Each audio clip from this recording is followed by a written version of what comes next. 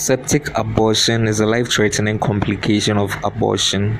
Most often, there is a history of criminal interference with the pregnancy, and it may lead to complications such as septic shock, uterine damage, peritonitis, hemorrhage, disseminated intravascular coagulation, acute renal failure, adult respiratory distress syndrome, tetanus, or gas gangrene. The main cause is infected retained products of conception, and the symptoms are severe low abdominal pain, fever, vomiting, headache, and offensive bloody vaginal discharge. The signs results are usually elicited are fever, but temperature may be normal, tachycardia, even septic shock. There will be low blood pressure, also peritonism, bulky tender uterus. The cervix may be opened or closed, and retained offensive products of conception.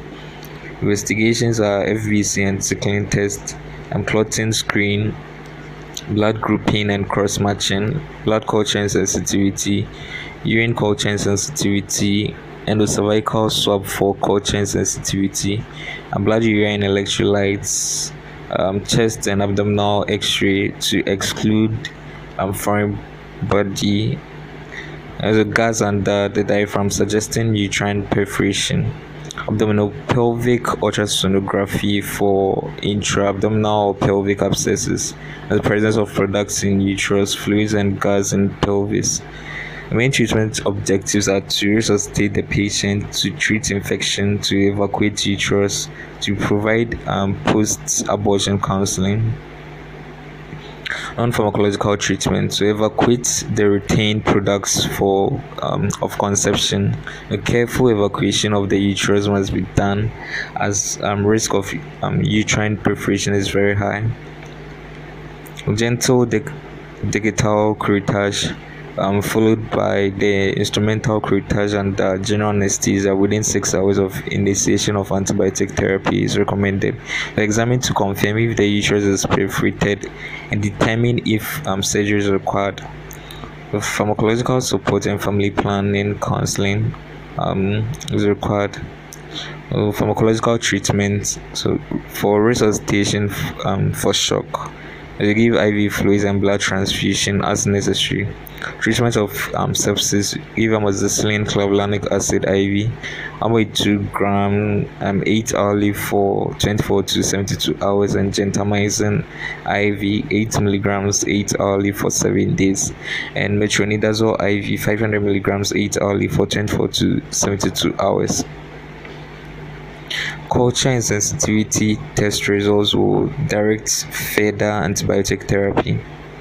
IV antibiotic therapy should be continued until the patient is febrile for at least 24 hours. Oral therapy should be continued for at least 7 days, as if gentamicin is to be continued. You give 80 milligrams IM or IV 8 hourly for at least 5 days. Evacuate uterus: to abort fetus, as if still in utero, or if surgical evacuation of products is not immediately possible. You give oxytocin IV infusion, or misoprostol sublingual, oral, or vaginal 600 micrograms stat. And severe pain management: you give morphine IV 2.5 to 5 milligrams 4 hourly as required, and metoclopramide IV 5 to 10 milligrams 8 hourly as required for vomiting. Also, or you can give petidine IM 50 to 100 milligrams 4 to 6 hourly, maximum of 400 milligrams in 24 hours, and promethazine IV or IM 25 milligrams 8 to 12 hourly as required, a maximum of 25 milligrams 6 hourly, to reduce the chances of vomiting and to potentiate the analgesic effects of petidine.